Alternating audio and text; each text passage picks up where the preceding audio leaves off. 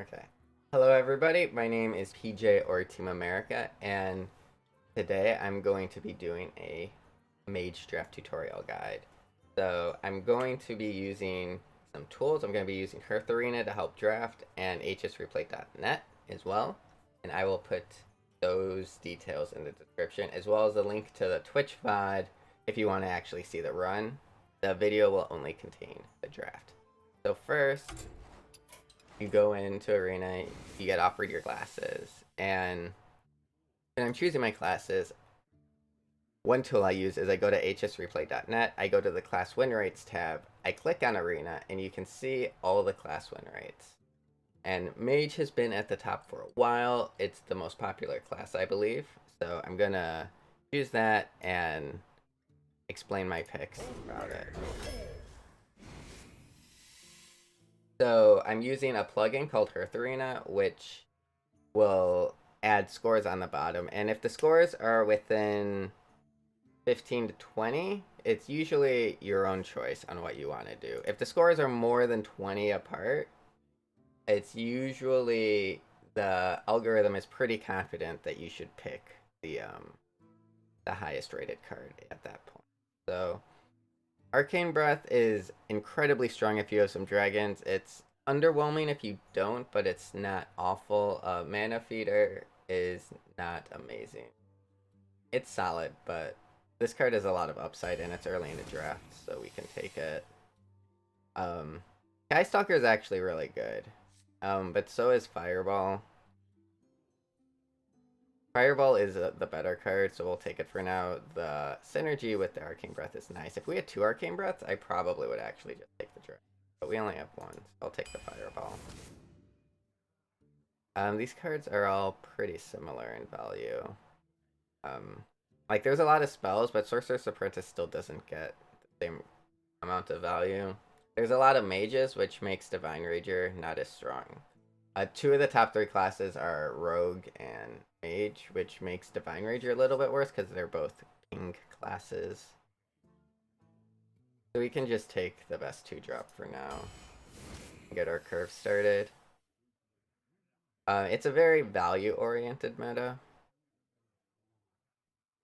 So you do want to try and get cards that give you more cards in general.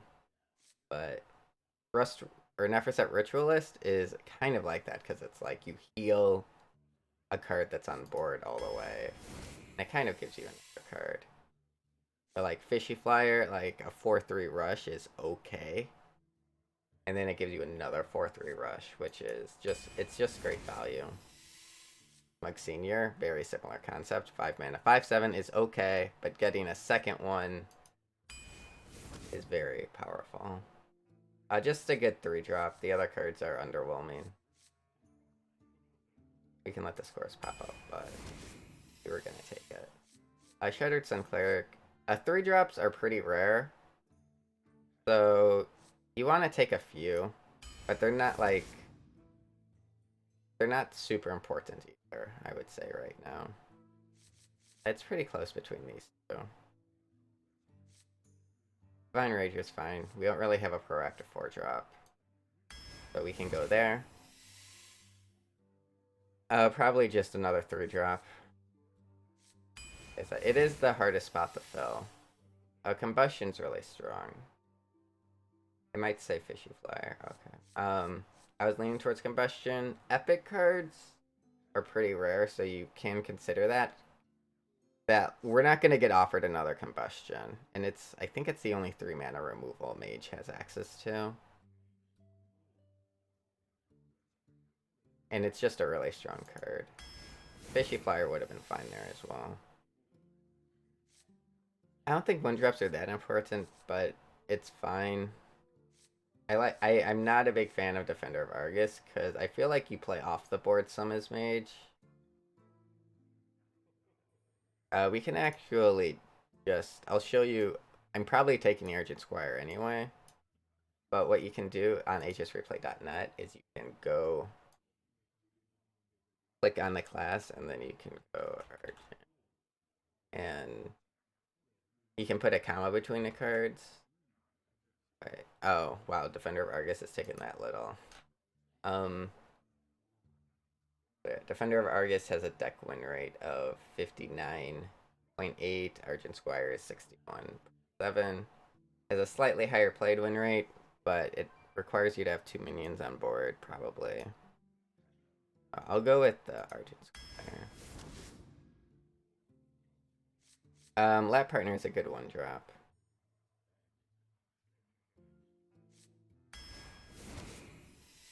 Conjurer's Calling is amazing. I like Conjurer's Calling a lot. Polymorph is really strong. If you ever face a Rattlegore, you really want it. There's just a lot of... You can buff, like, Blessing of Authority. It counters that. Just a really good card. Faceless Lurker is basically Fen Creeper. It's pretty weak. All these cards are pretty weak. You can take Wolf Rider as removal. That's bad.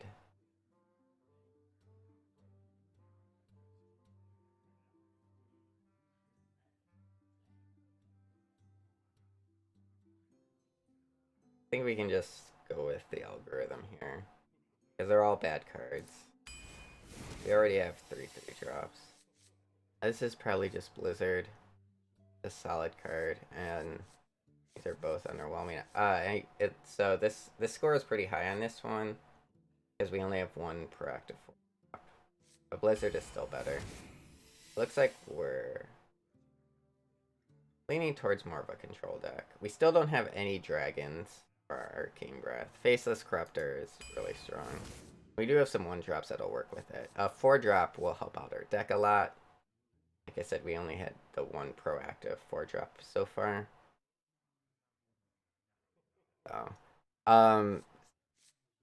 when you have all golden cards, Hearth Arena can take a little bit longer to identify. It uses the picture to identify the card instead of the text so that it works in multiple languages.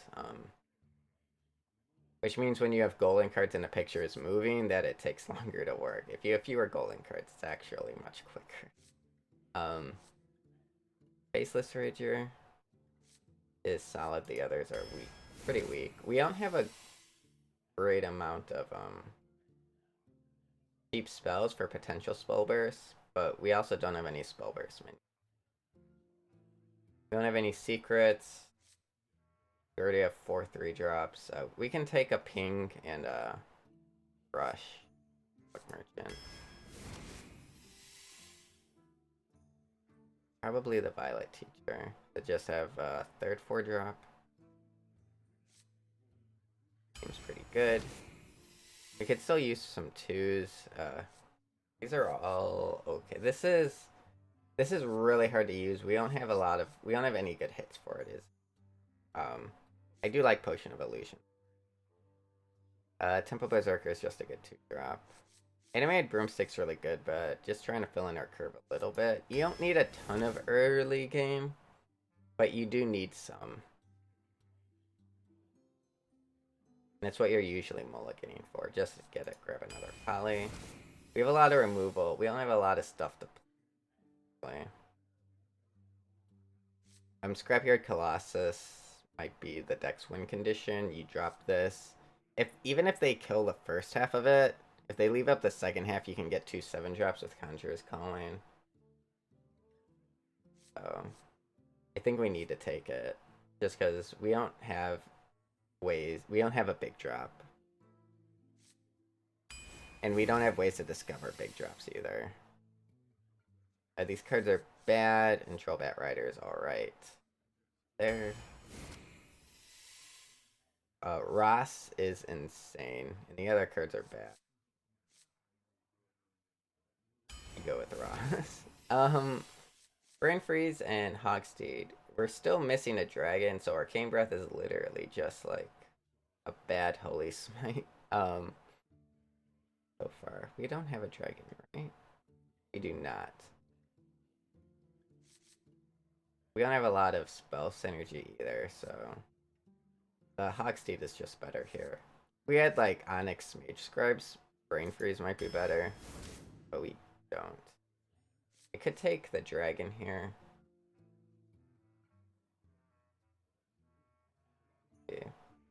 This is more value. This is more tempo.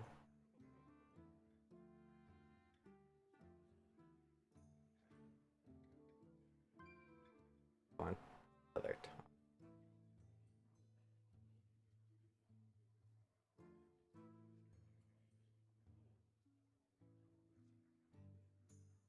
Like if we take this, we're like we have 2 picks left. Do I want to give up on the Arcane Breath? Because like if we get a dragon here and a dragon on the next pick, it would probably be worth it.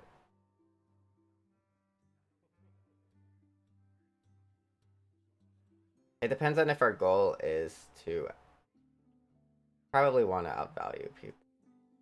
So I should probably take this mix.